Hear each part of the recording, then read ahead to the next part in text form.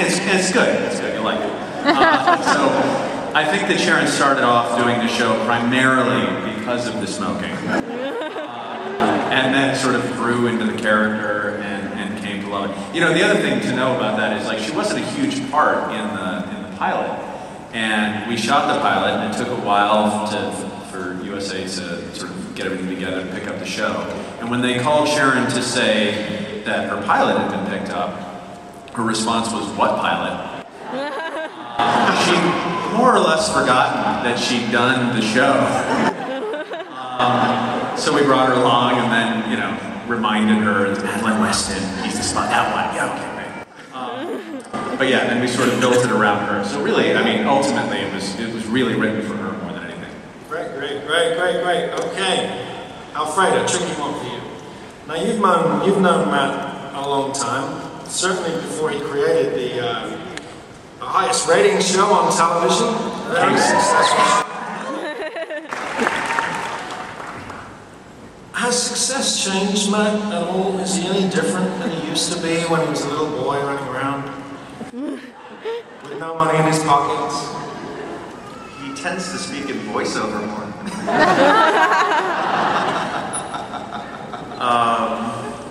No, actually, Matt, you know, the awesome thing about Matt is Matt has always been Matt and will always be Matt, no matter what. I mean, see, I wasn't that nice before. No, I mean, he's always kind of a dick, so it doesn't really matter. And that's really what I mean by Matt. No, he's been the same guy ever since, and it's been amazing. Tim, last one for you, I think. Okay, tell us about your favorite anything on the show, maybe stunt sequence, scene, whatever you think. What was the kind of favorite? What was that sort of high spot for you to shoot as a director?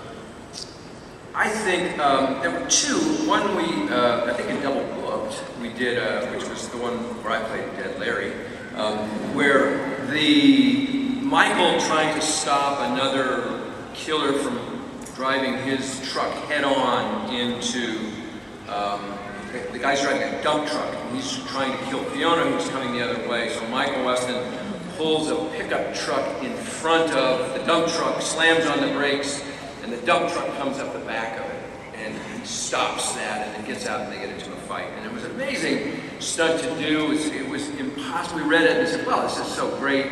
What's it going to become when we cut this? Because nobody can do this. We're going to have a guy pushing a shopping cart or something. No, we're going to do that. And our great stunt team with Arnie Malashi and Kevin, our special effects guy, figured out how to do this, and they did it again all day, so that we shot that 7 or 8 times with that truck coming up the back of the pickup, and safe and reliable, and he did it over and over and over again. It wasn't just one take. So I think that was perhaps my favorite. The biggest one we did was the helicopter stuff, where Michael Weston, I think the end of the 3rd season, jumped out of the helicopter into the ocean off the coast of Miami, and we shot helicopter to helicopter, so we had 2 helicopters, no cranes, 2 helicopters, and so those are my 2 favorite, biggest stunts. They were great. Excellent. No cranes on the helicopters. That's good. All right. So Bruce, why does Sam hate Larry so much? He seems so charming. Oh, Sam and Larry? Because Larry's a butt face.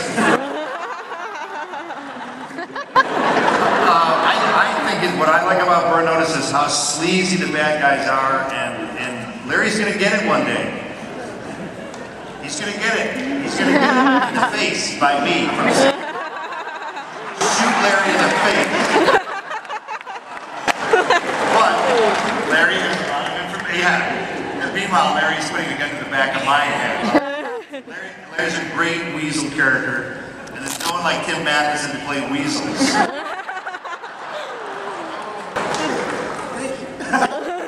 Thanks, I think. So I don't know. I mean, I enjoy Larry. I'm glad Larry's coming back later this season to be annoying as hell. We love to be annoyed too. We love to be annoyed because Larry's gonna get it one day. Actually, I just want to chime in on that and say, seriously, one of the things that we think about a lot is that, and one of the things that I think makes Larry a fun character to write, and I think it's the thing that Tim does really well, is Tim is somebody who can go from, and I'm not saying his person, I'm truly his character, who can go from affection to rage believably in 1 second. He's crazy. Yeah, and really the idea was that Larry is someone who loves Michael enough that he's willing to kill Michael to just, you know, because it's got to be done. Like, you're just not living up to yourself, so I'm gonna kill you. I love you that much, kid. But when we think about sort of, we tend to think of characters in terms of, you know, particularly bad guy characters as mirrors of Michael. And this idea that kind of Sam is the angel on Michael's shoulder, and Larry is really the devil on Michael's shoulder. And so,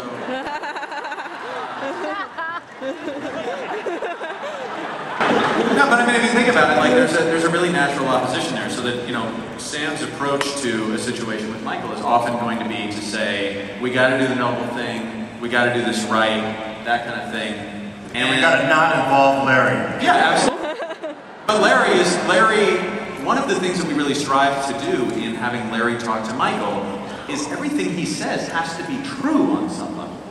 So when he says, kid, you got the soul of a killer, just let it out, man. Why are you listening to this loser, Sam, who keeps telling you yourself, right? Like, we can solve this problem together. And Jason Tracy wrote that great speech for you. We called it the Sith Lord speech. And, you know, we think of it in those terms. So, you know, one of these days you're going to be saying to Michael, feel your anger. But that's how we. I believe we've got some more questions from you guys in the audience. I think it's time we have it. All right. Where are they coming from? Let's hear it. What have we got? That's the first question for our panel, please. I was wondering whether Sam and Fiona would be more featured and make more decisions. Good question. Who's that for? Who wants to take that question? Well, I can say, Bruce, back me up here. One of the things we're doing this season is a lot more episodes where really it's either Bruce or you know, Sam or Fiona taking the lead. You know, so it's kind of their episode. So what have you thought of that? I've never asked you. I mean, it's kind of a pain in the ass, but it's a lot of work. But. No, Matt, it's good. Thank you for the opportunity. Entertain these people in a more extensive fashion. Drinking mojito. There's a little more to Sam, I think we gotta find out. Like, how many more ladies does he get in this?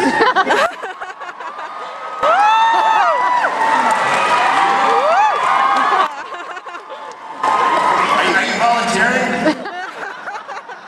You have? Doesn't matter.